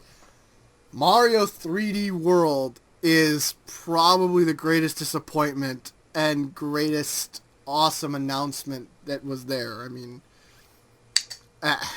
like, when they were teasing 3D World, or 3D Mario, we all assumed it would be the successor to Galaxy and Sunshine and Mario 64. Now, speaking of Mario 64, I personally love Mario 3D Land because it was very reminiscent of 64 in its gameplay, not necessarily in its hub world or anything like that, or any of the gimmicks used, but just, I felt it reminded me a lot of Mario 64. But, they showed the cat suit. It's cute and looks fun, whatever. And they showed the multiplayer in which all those characters are reminiscent of Mario 2, the US version. But it's local only. I kind of facepalm with that. I'm like, in the era when you are getting ready for online games, you release a local only multiplayer game. Again, when people are already complaining about local only for things like Nintendo Land and New Super Mario Bros. U.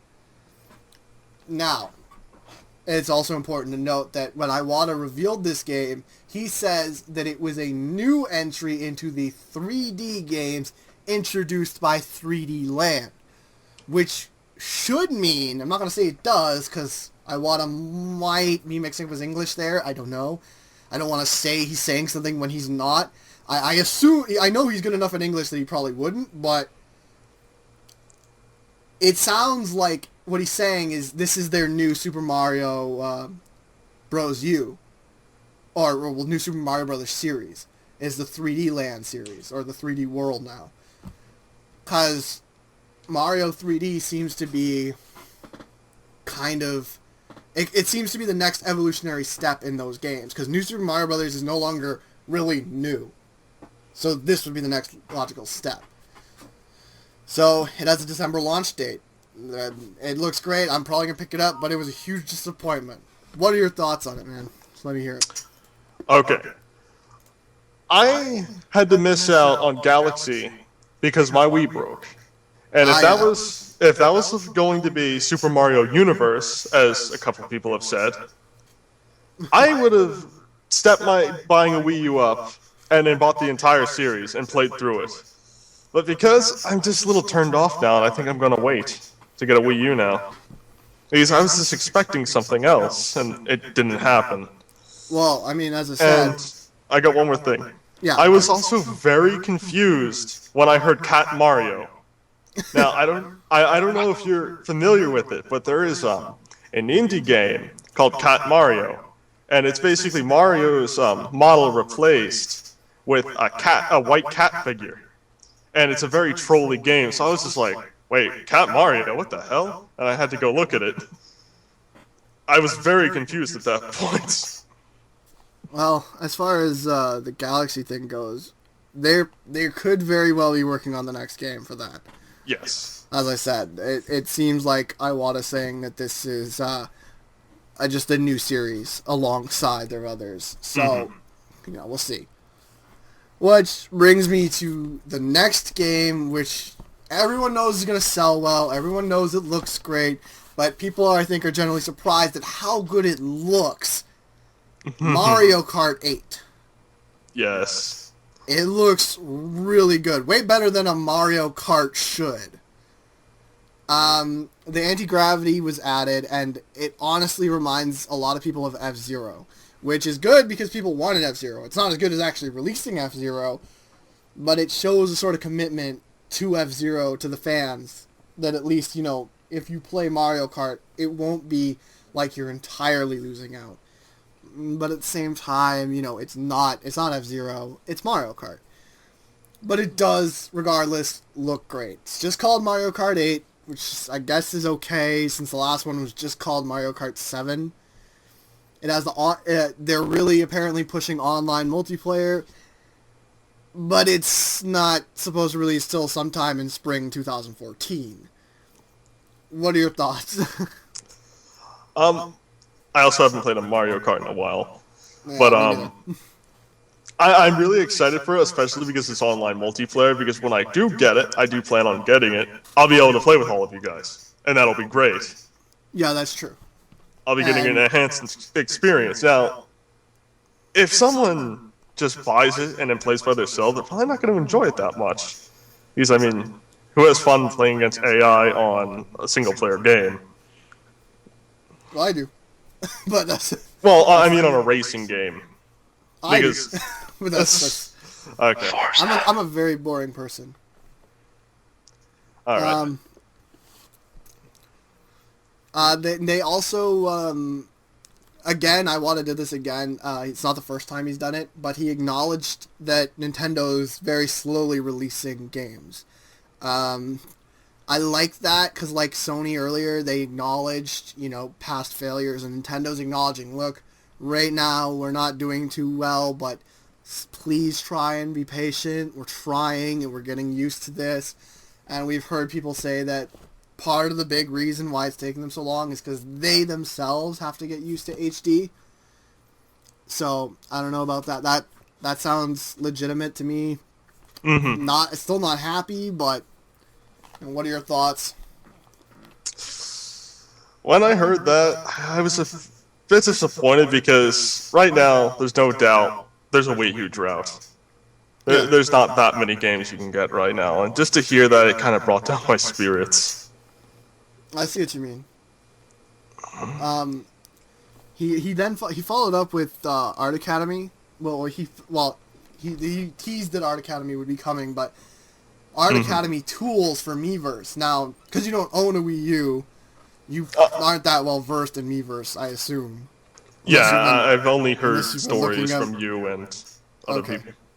Well, with Miiverse, there's no color, and there's some amazing drawings on Miiverse, like top-notch artist level stuff. And the idea that they're bringing these actual sophisticated art tools to the Miiverse, I'm really eager to see what happens. There's going to be some great drawings, and I know a few people that I'm following on Miiverse, not friends with, but following specifically for their art. I can't wait to see what they do in particular. Now, next up for that is the third-party games. And as I covered earlier, third-party is not that big a deal, but given the Wii U drought, I feel it's relevant to note what is coming to the Wii U, what little there is third-party-wise. And I'm going to start that off with, obviously, Assassin's Creed 4 Black Flag. You've already stated how you feel about Assassin's Creed, and I've kind of gone over it. I got back into it through 3. I'm going to get this one. I got 3 on my Wii U. Should be good. Can't really say much more than that. Arkham Origins. I wasn't big on City. I don't know if I'm going to get Origins. I loved Arkham Asylum, but Origins doesn't seem to interest me that much. Deus Ex Human Revolution, Director's Cut. It lost its exclusivity to Wii U, apparently, but you played through the game on 360, right? Yes. The whole thing, and you loved it. Yes, it's one of my favorite games this generation, actually. I bought it on my 360, but I didn't play through it all the way. I started it. I kind of lost interest, but I kind of lost interest for reasons outside of the game itself.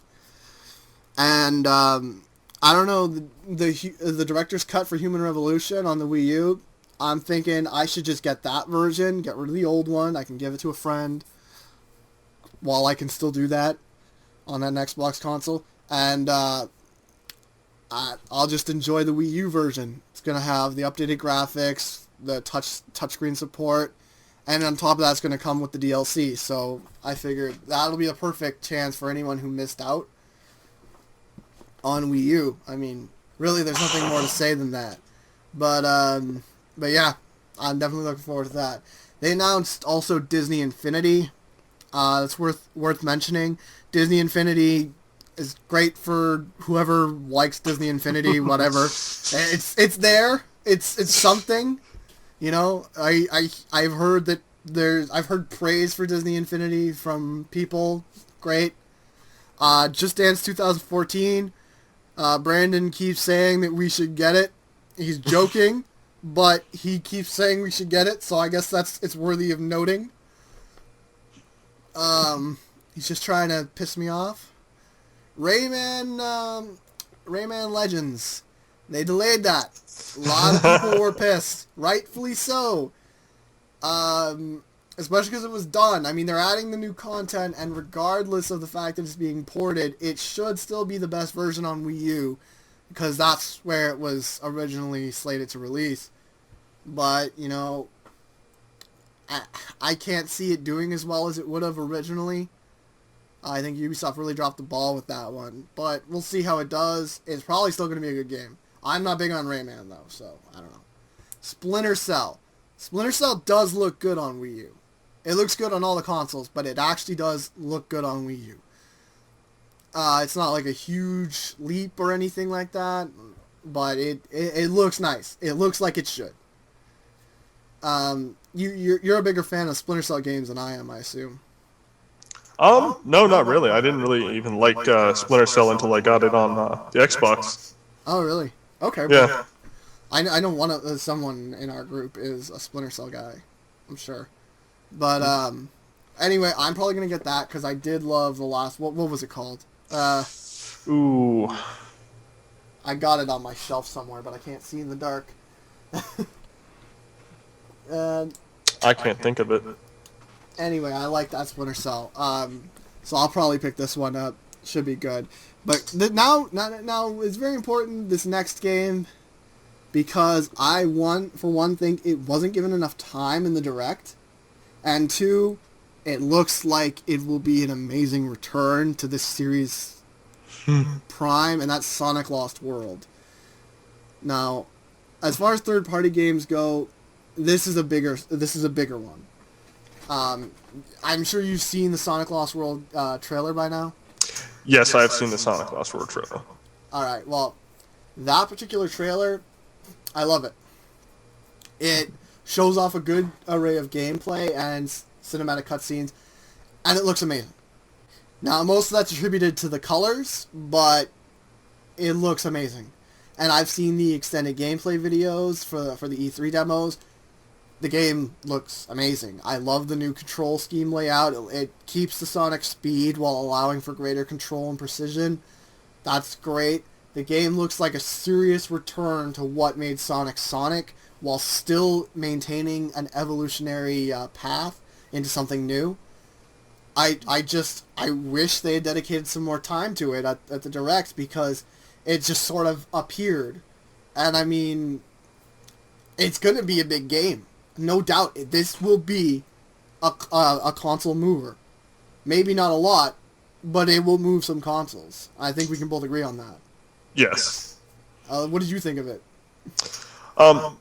You also know I'm also not a big Sonic fan. Yeah. But I've only played Sonic Adventures, but from what I've seen of Sonic games, I've watched a few Let's Plays on them. This one looks interesting. I like that they're keeping the speed up, because a couple of them were just too slow, in my opinion. Really? Yes. For me, I was a huge Sonic fan, and then they started going downhill. Sonic 06, Sonic Unleashed. I didn't even want to try Colors. George had to talk me into it. And then when I played it, I loved it. And then he talked me into playing Generations. Loved Generations, although I hated the end boss fight and some of the other aspects of the game. Same with Colors. I did not like some aspects of the game, but overall, they were better. This looks like it's perfectly what it should be, and I can't wait. Next up is something we talked about a little bit, which was Watch Dogs. Watch Dogs looks to be fine. It's just another Ubisoft game. That's great. Speaking of Ubisoft, actually, with Wii U, now that we know that they're apparently pulling back support a little, I'm a little worried to see what happens in the future, and I'm hoping that they change their mind, but that sounds like it's pretty bad for Nintendo. I think you'd agree. Yes. Yeah. Another game that, I don't know, it kind of caught my eye. I don't know what, I didn't really look into it at all, but I might look into it more. Coaster Crazy Deluxe. I just immediately thought of some of the old games I used to play, like Sim Theme Park and stuff like that, and I thought, I loved games like that. I love coaster simulators. If that's anything like that, I could see that being a nice little indie game for Wii U. Not a big thing or anything, but I just thought it was worth mentioning. And A World of Keflings. Now, Yeah. I don't know. Well, here's the thing about the only reason I bring up Keflings is because it was on Xbox. It was okay, whatever. I think it will appeal more to some Nintendo gamers as opposed to Microsoft gamers. I don't know. But we'll see where that goes. At any rate, not a big deal compared to this next title, which was actually one of the better titles at this Direct, which is the Wind Waker HD remake. Woo!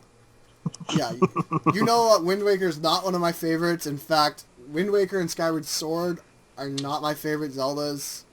I mean, there's Zeldas below that on my list, but there are two in particular I'm not that huge a fan of.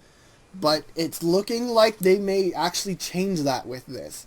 One of the first things I have to bring up is faster sailing.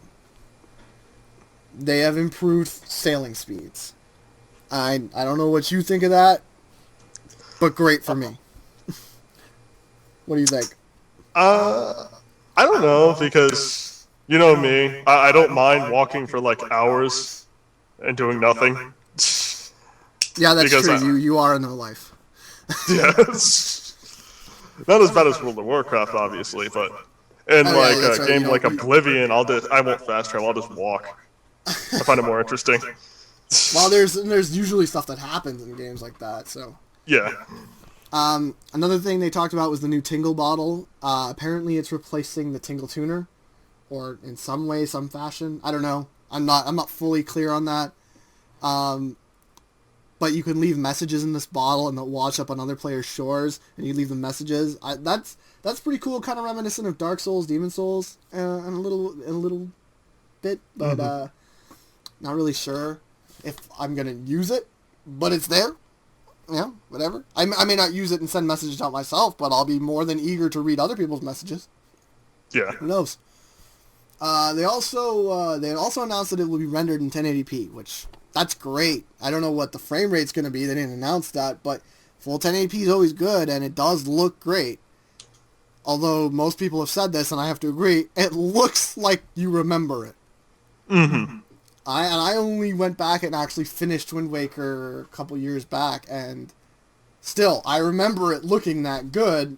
So if I were to go back and play it right now, I'd probably be disgusted, considering what I'm used to now with the new footage, but it looks good. And on top of that, there seems to be, I noticed in the footage, it looks like there's new sailing mechanics. Like, remember when you used to be able to equip bombs and your hook and all that to the boat and use them? It looks like they'll now be used with the D-pad. I'm not sure, but that was sort of visible in the trailer. So maybe they've made that even more accessible, which is great because that will speed things up. Indeed.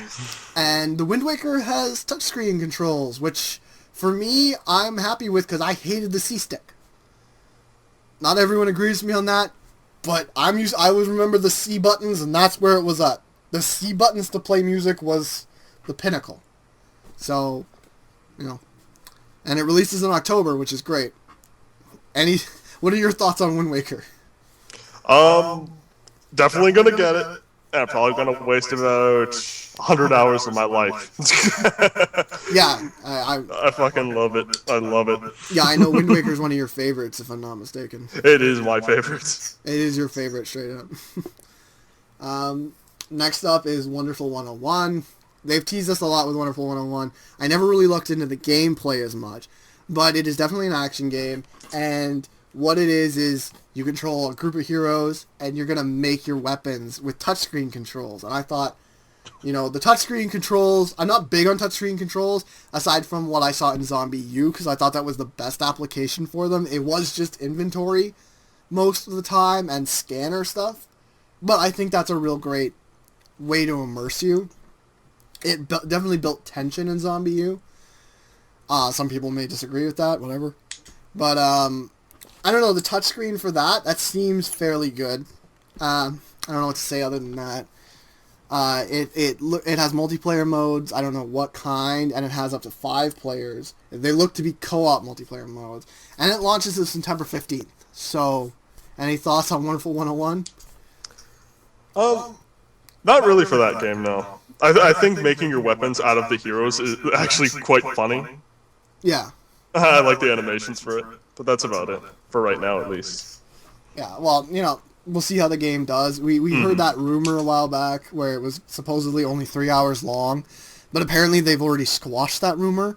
I remember looking it up almost immediately, and there was actually a thing where they said, look, it's not short, it's just he focuses on other aspects. So, whatever that means. Next up was the second biggest disappointment in the entire event. It was Donkey Kong. I believe it's called Tropical Freeze. God. There's nothing wrong with Donkey Kong as a game. In fact, I like Donkey Kong Country Returns, but it was too soon for Donkey Kong. Like, this was Retro's big title. It was such a disappointment. They could have done another Metroid. They could have handled a new F-Zero. And Star Fox. Without Rare, who better to take over Star Fox? Let Retro. They've shown they have a real flair for the old gameplay style. Let them take a stab at it. I mean... sorry about that. Apparently it's going to launch in November, which at least that's good. So the Donkey Kong game is pretty much ready right now. People have played it. They said it was great. I mean, for what it's worth, maybe they're working on another game as well. We don't know. But what's your thought on Donkey Kong? Donkey Kong, I love Donkey Kong. Every Donkey Kong game that I've played, I have loved. I'll probably get this one as well, but I don't know. It's not the time for Donkey Kong. They should have released another action game of some sort. I mean, we have too many smaller, slow-paced games at the moment for the Wii U. Yeah, I agree. We don't need a platformer right now. We need other stuff. Next, right after Donkey Kong, we also we had Bayonetta 2. Now, you know how I feel about Bayonetta. I'm not a big fan of it for my own reasons. But I have to say, her new look is nice, for one. And, I've always referred to the original Bayonetta as looking like a pencil. So not that appealing to me, but her new look is nice. And the game looks like it has multiplayer. I don't know if that's true, but it managed to intrigue me. However, it's not releasing till 2014, so we'll see how that goes. Any thoughts on Bayonetta 2? Bayonetta 2? Definitely, because I haven't played a Platinum game until Metal Gear Rising came out, and when that game came out, I was just thinking, like, I have to play all their other games. And very soon I plan on going to GameStop and picking up their games and playing them. So, if I like Bayonetta 1, I'll get 2. Well, if you're going to get all the Platinum games, you're going to get Wonderful 101 eventually, right? Yeah. Yeah, I figured. Alright. Next up is probably one of the best games shown. One of the two bests. X. We don't know if this is Xenoblade 2, a new project, a successor to other Xeno titles, but it's called X. current moment. It was easily one of the best titles shown. It was graphically impressive, though lots of people are saying, oh, this game looks better, that game looks better. Regardless, it looked nice. No denying that. Especially given the open world aspects to it. I think, the doll play looks great, and the dolls are the names, of course, of the mechs that they use. So the mech play looked really cool. The world did seem vibrant and alive, although, you could argue there are games that look better both for the feeling of being alive and more vibrant. Like, some people have compared it to The Witcher 3, which, of course, is going to look way better, but it does look quite nice, especially for a Wii U title, given what we've seen so far. And, once again, slated to 2014. So, what are your thoughts on that? Okay, when I first saw X, I was like, okay, this is cool. It reminds me a lot of Monster Hunter. When this trailer came along, I really got excited for it because after seeing more of the mechs, it just made me want to get even more because I love mechs and I love Monster Hunter, and it just seemed perfect for me. Yeah, definitely. Yeah. I gotta say, now moving on to the very final game announcement, and probably the one that generated the most enthusiasm. Maybe not the most important game shown, but definitely one of the big hitters, Smash Brothers. Woo! The Villager was the first announcement, and I don't know how anyone fell for this little troll they did, where they showed the clear outline of the Smash Brothers symbol, and then went to some Animal Crossing stuff. And people were like, oh, Animal Crossing? What? What about Smash Brothers? And I'm just thinking, the Smash Brothers symbol. Villager's the first revealed character, and he looks like a crazy psychopathic serial killer. He really does. He's got this big smile on his face. He's shoveling people into holes, chopping trees down on them, catching them in bug nets. Guy's crazy. Well, what's your thought on the Villager, first off? I never played Animal Crossing, but I've seen a lot of jokes on this. The Villager's just been sitting there watching and waiting. Oh yeah, because he was in the background. Yeah. Well, aside from the Villager announcement, we got a first look at both the 3DS version gameplay and the Wii U version gameplay. Now, in the 3DS version, they outlined the character models to make sure that they were still visible on the smaller screen. I thought it looked pretty good. What about you? Yes, I'm actually used to that style too because a Peace Walker did the same thing. Well, it definitely helps. I'm probably not. I don't know if I'm going to get the portable version. I might. To me, that's always been a game you have to play on the big screen, but we'll see. I might still get it. But the Wii U version, it's not MGS5, but it looked good. Am I right? Mm-hmm. It wasn't a bad looking game at all. You could for instance, not so much any of the other characters, but Samus in particular, her armor had some nice detail in it. Same with Bowser. Yeah, Bowser actually, his shell in particular was really well detailed, and I think it looked really good. And I can't wait to play it. And actually, at the end of that trailer, or seemingly the end of that trailer, we got our second sneak peek. Mega Man. Mega Man is finally here. And George instantaneously died and went to heaven. He almost lost his job because of it. Yeah, he screamed. He was at his job watching the Nintendo Direct, and he yells, "Oh!" when he sees Mega Man and almost gets fired. That's a great story. That is a great story, and that just shows how great it is to have Mega Man here. He may end up being cheap. We don't know. But it's great to have him. We've been wanting him for a while. To us, even though he's been on Sony lately, he was a Nintendo character first. It's great to see him. And, any thoughts on Mega Man? Mega Man? I'm scared of his combination. He really, from what I've seen of him, gameplay-wise, he could be cheap. I agree. Yeah, I definitely I love the way they revealed him too. They showed all his powers. It was so epic looking.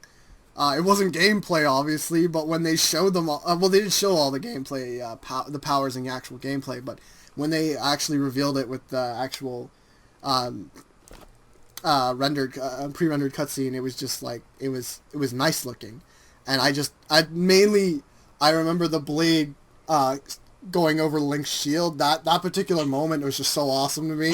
Combination of the music and the action going on was just epic.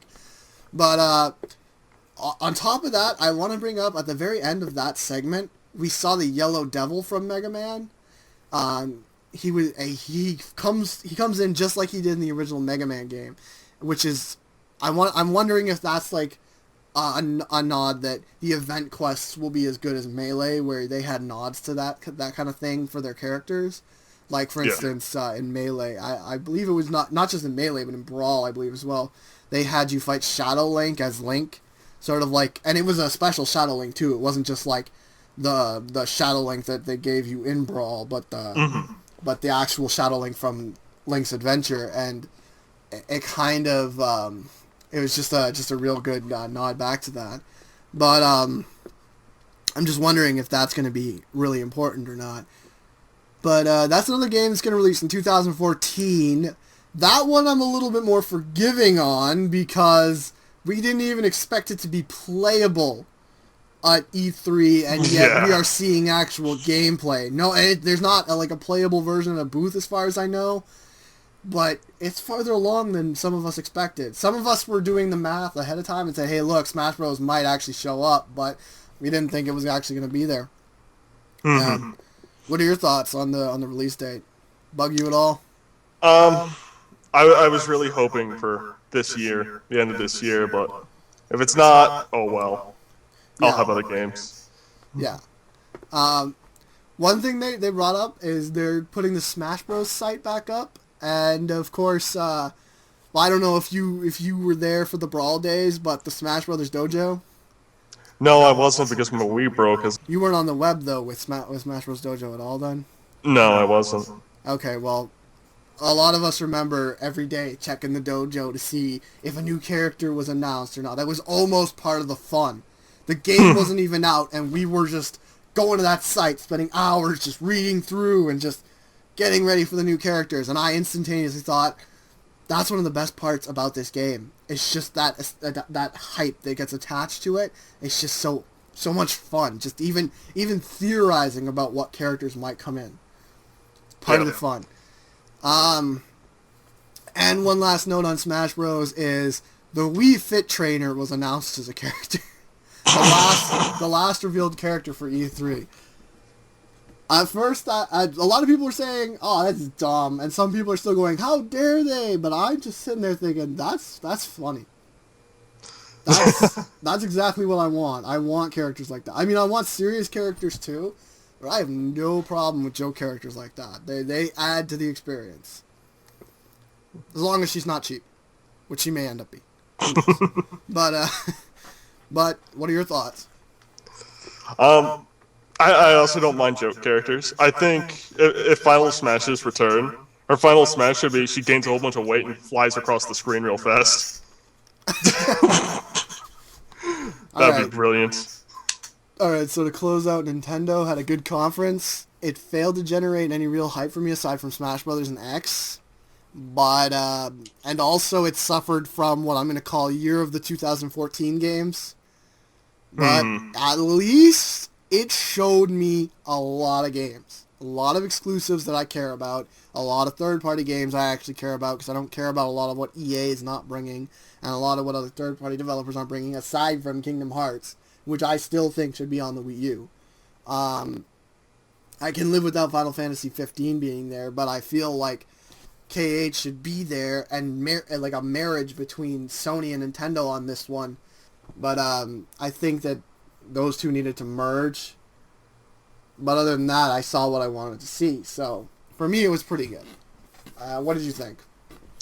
Overall, I enjoyed it. As I said earlier at the beginning of this, it should have been in a different order. Like, even if they were just to move Bayonetta up in front of Pokemon and then that was it, that still would have been better, because I was quite disappointed in the beginning. I think I agree, because that would have been instantaneously everyone wanted to see Bayonetta 2. That definitely would have been a good way to go. So yeah. All right, final thoughts for everything. I think all three companies really failed to make me interested in this generation of games, unfortunately. I mean, I'm going to play the games as I always do, but I don't have that moment of, wow, this is going to be amazing. And that really sucks for me, especially because I couldn't wait for last gen to end. Just, oh. Out of all three, Nintendo is the only one that showed me games I was really eager to play. But Nintendo also failed due to too many 2014 releases in a crucial time. Sony gave me a good value, but only if I want to play third-party games and games I'm not that interested in. KH was a giant hit for Sony, but a very late release date's going to make it kind of lackluster as a motivator for me to buy a PS4. On top of that, it may have time to make it to the PS4, and if it does, or to the Wii U, and if it does that in the future, that's one less reason for me to buy a PS4, given I already own a Wii U. FF15 is a must-buy, but at the moment is my only, without a doubt, reason to buy a PS4, because I'm not buying an Xbox One for that. So, Xbox One didn't make my list of near future or distant future purchases due largely to horrible execution on Microsoft's part. I hope to see a change in the future to allow renewed interest in the Xbox brand, but as far as it is right now, I'm not that interested. And Nintendo seems to be my console of choice for at the very least, bringing me the exclusives I want in games like Smash and X. However, I greatly lean towards a PS4 for third party, and if MGS does make its way to the PC, that title is pretty much lost as well to the annals of things I already own. So, all in all, E3 2013 was pretty mediocre at best, but a few gems still made it worthwhile for me. So, your thoughts to close out? Okay. I'm not interested at all at the moment of getting an Xbox One. I see no reason why I would get one, especially being that I'm planning on getting a PC. They have offered nothing that I want, really. PS4, I'm going to wait probably about a year, maybe two. I'm definitely going to get a Wii, because there's quite a few games I want on the Wii. And as for, I just need to add this, as for Metal Gear Solid 5, yeah, that's not going to get me at all, because for some people that don't know this, because you're the one that told me this, it is actually going to be on the Xbox 360 and PS3, and the footage that we have seen so far is on the Xbox 360 PS3. That's what I've heard. That could be wrong. Yeah. But the person I heard that from, I can't remember who it was. I know that they are someone who knows their shit.